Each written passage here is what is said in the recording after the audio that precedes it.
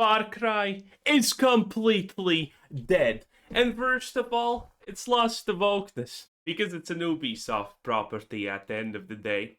It's sad to say, really, because Far Cry is honestly a very legendary franchise. Everyone knows about Far Cry 3 at the bare minimum. You have seen the memes, you know the references. Boss, still to this day, is considered one of the greatest antagonists in gaming history. Either you like it or not, you have to admit it. The guy was great. And Far Cry 3 in general was just a really, really good game. But after that, it kind of all honestly went downhill, and the franchise is kind of woke slop at this point. And the hot take here is, honestly, even if Far Cry did not go woke, I think it would still find a way to make itself into slop. I don't think Far Cry had a chance with Ubisoft. I mean, modern day Ubisoft literally made Assassin's Creed Japan, where the protagonist is killing the native Japanese while being black if they don't literally bow to him on their knees. What a great protagonist. And Far Cry has not honestly done a lot better. Even though, again, legendary franchise, maybe it didn't sell a whole lot of copies, but it's still something that people cherish. And Far Cry 4 was not the best game. That was the start of the downfall, let's be real. The protagonist, no, I mean the antagonist of that game, is a gay-looking dude walking around in a pink tuxedo who is a poor imitation attempt of Was. Yeah, that did not sell too well. Even though the game in general was not exactly hated by people, Far Cry 4, not the best, but definitely at least not the worst. Far Cry 5 was when shit really hit the fan, honestly, right? Religion, stupid. Everyone who follows it is an idiot. Very clear, extremely high wokeness amounts there. Was Trump a thing at that point, or did they just accidentally create something that's viewed as a Trump bad allegory at this point, which is not even subtle in the slightest? Then there was Far Cry 6, capitalism bad, because, I mean, obviously capitalism bad, am I right? And now it's Far Cry 7, and we have a lot of leaks. Honestly, the only thing I'm currently interested in is, how the hell is Ubisoft actually able to borrow enough money from people? Because they don't have any. So how the hell are they making games at this point is even questionable. Far Cry 7 just leaked, and the new details have me genuinely excited for the first time in years. Brand new leaked audio just confirmed one of the wildest rumors that has been floating around for a while about Far Cry 7. We got our first look at the protagonist that leaked, and the big reveal for this. This was Far Cry 6, right? Because I didn't play them. I did not touch anything after 3, okay? This game might be happening very soon, but the most important question that we're going to talk about is not what the leaks reveal. It's about whether Ubisoft can deliver on what made this franchise legendary in the first place. Guys, we have a lot to unpack. Check the chapters for easy viewing, and let's get into it. Okay, jumping right in. Let's start off with the most recent piece of the puzzle that recently leaked over the past few days. Leaker Rogue TX, who has since been completely nuked off the face of the planet, it seems like. Well, they've been actively posting about Far Cry 7, as well as Assassin's Creed Hex and a few other things. And the biggest piece of evidence that has surfaced this week is from them, and it's a brand new audio clip that Rogue uploaded from what they claim is the supposed trailer for the game, or at least audio from the trailer. Now, the audio is heavily underscored by the sound of a ticking clock. Tick tock, tick tock. Yes, there's not a lot to talk about the audio leak. The idea is that Far Cry 7 is gonna have like some kind of time gimmick. No one knows exactly for sure, but the constant ticking noises do kind of hint at that. That has been a speculation for a very long time. Granted, it doesn't matter what kind of gimmick Far Cry 7 has, time traveling, stepsisters, and Tuesdays and washing machines or whatever. That's not what's gonna make the game successful or not. So, a gimmick is nice if they pull it off, but, I mean, most people don't really care. Most people care about the big stuff.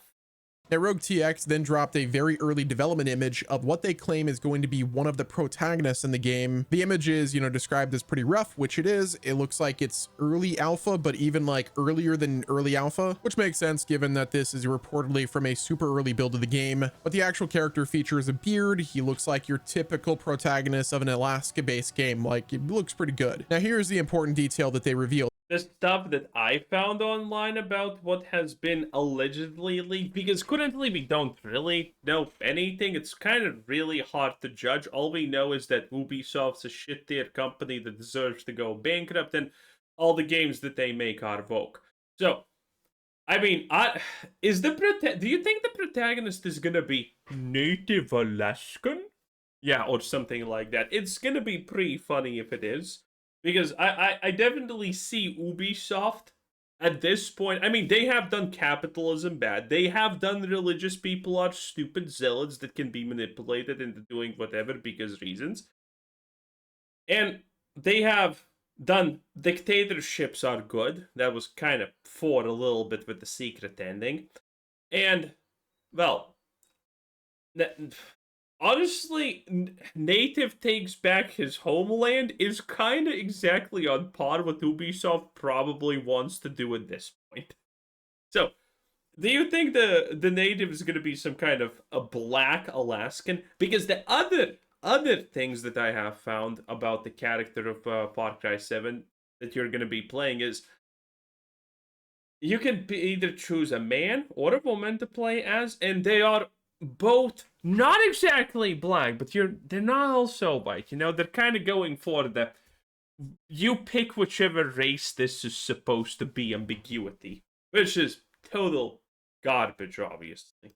Rogue specifically used the phrasing one of the protagonists. Now, if he said like the protagonist, that would suggest a single fixed lead character. And the fact that they said one of the protagonists suggests that the, gender choice we saw from Far Cry 6 might make a return in Far Cry 7. Now, with this being a first person game, I'm of the opinion that I don't really think it matters too much. If you told me to name 5 Far Cry, protagonists, I would be like, dog, what are you talking about? I only know of like Jason, Brody, or Rook from, I think it's Far Cry 5. And I can't forget about Takar from Far Cry Primal. I still think that game needs remastered, but that's a topic for another video. But yeah, again, I don't think the protagonist of a Far Cry game really is the thing that matters. The thing that really matters is the villain, which we're going to talk about in a bit. But now let's actually break down the setting, because according to the previous leaks and rumors and stuff, Alaska is the place we're going, which honestly, Alaska is genuinely one of the most exciting locations that Ubisoft could pick for this entry. Far Cry has been jumping around the, world for the last I mean, that's unironically what we said about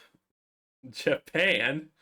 And instead of a game that's literally sold billions, because Assassin's Creed Japan was definitely Ubisoft's in case of emergency and billions in debt, break glass to make billions.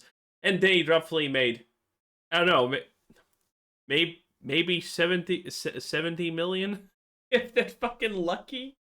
few entries and just overall. Oh, not as in made in profit, but sold copies enough to make 70 million, which is even questionable at that point. As well, Far Cry 6 took us to a fictional Caribbean island called Yara. Far Cry New Dawn took us to the Literally Tropico, by the way. Apocalyptic Midwest, and then Far Cry 5 was Hope County. So going back to the United States for Far Cry 7, honestly, in my opinion, is the right move. Far Cry 5 was genuinely a blast. I actually like that game. It also felt a bit personal, especially because, like, given the context of the actual game, you weren't fighting in some like far off country. You were literally in your own backyard against neighbors who had been radicalized into a violent cult, which I really like that premise. Now, Alaska as a setting brings a lot of the same energy to the table, but with a different flavor. Like, we're talking about Alaska. We're talking about the frozen tundras, the dense forests, the snowy mountains, and isolated locations. Yeah, there's actually not a lot of things in Alaska, which is the funny part, okay? It really is just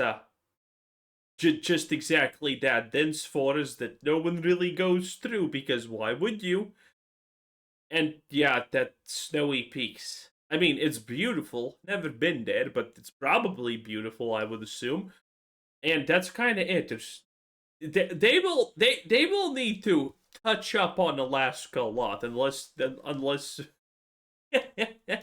locations, and the wildlife itself is, you know, terrifying as well. Like, we're talking grizzly bears, wolves, moose. Like, bro, I don't know if you guys have seen a moose before, but these guys are not small at all. So I think the environment alone really does set up for like a prime place for them to tell a unique story, as well as have gameplay that is genuinely unique. Again, you pair that up with having to rescue your family with a ticking time clock. Like, I'm just imagining getting chased by a grizzly bear and then like hearing a ticking time clock. It's like, yo, my freaking family is in danger, and I'm over here doing a side quest trying to, you know, save myself from a grizzly bear attack. Like, straight up cinema. That sounds awesome. But I think one of the most fascinating parts of this reveal from the, you know, Jesus Christ, look at this. This is all played on controller. This is why every controller game has auto aim built into an obscene degree. broader Far Cry 7 leaks that dropped is the actual structure of the game. So according to Rogue, Ubisoft originally had two separate Far Cry projects in active development. They had a mainline single player Far Cry 7 and a completely separate multiplayer game that was developed alongside it. Now, those two projects have allegedly been merged into one game. Now, again, this is just a leak / rumor, so take it with a grain of salt. We don't know if this is 100% confirmed, but from what it sounds like, the multiplayer side is not going to be a standalone free-to-play release anymore. It's going to be an attached mode that ships built into the main game. Now, the multiplayer is reportedly being designed as an extraction mode with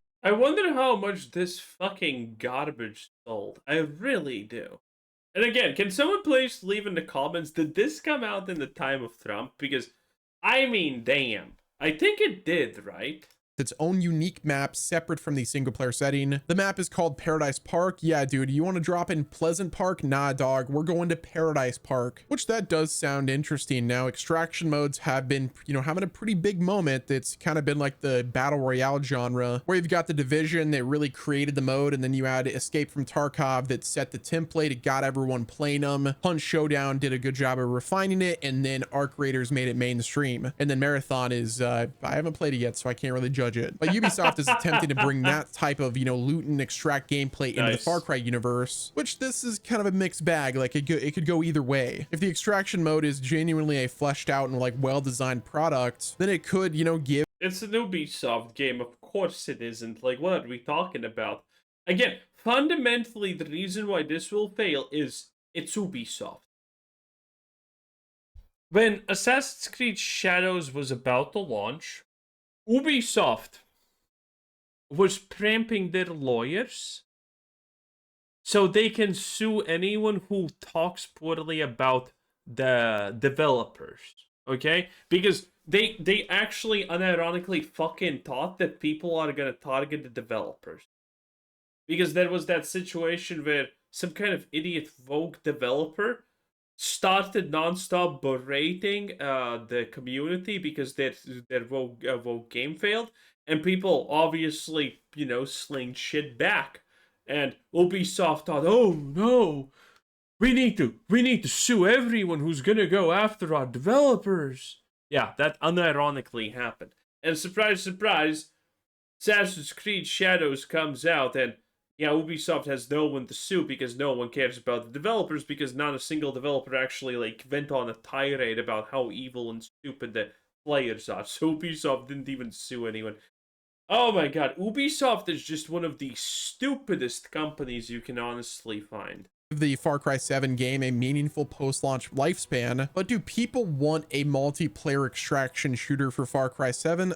I don't know. Like, I don't think that's going to be the thing that really moves the needle for them. Ubisoft, guys, listen, let's have a little heart to heart, okay? You created the extraction gameplay. The freaking mode is the Division. The Dark Zone was that. Just make more, you know, Division games, which I'm sure they're already doing, and I'm excited for it. But in my opinion, I just don't think that a Far Cry 7 really needs an extraction shooter. Again, I'll let you guys decide in the comments, but that's just my take in the current situation. Again, this could have been scrapped. Like, we have no idea what Ubisoft is doing. I don't know. You guys don't know, so only time will tell. But now let's address the villain situation, because this is one of the most important pieces of any Far Cry game. As I said, the villains of the experience really do cap the full thing. Now, there's been a ton of rumors claiming that Cillian Murphy was attached to play the main villain of Far Cry 7, which we can tell now. Unfortunately, Rogue has officially denied that rumor. Cillian Murphy is reportedly not playing the main villain. He is probably focused on making— Also, who was that guy? I have seen him, but I don't remember where.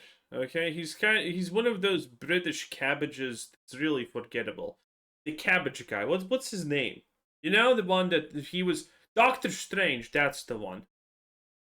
Is probably focused on making movies, which, you know, fair take. I also think he's like too much of an A-list actor to really, you know, need a video game, but I won't deny he would be a really good villain. Ubisoft has been pretty strong at villains, you know, obviously Voss, you know, Pagan Min, and so on and so forth. So whoever they end up, you know, deciding for the role of Far Cry 7, that is I'm assuming Pagan Min or whatever the hell he just said is Far Cry 4. Again, Far Cry 4, not the most beloved one, but not the worst one. It was an okay game.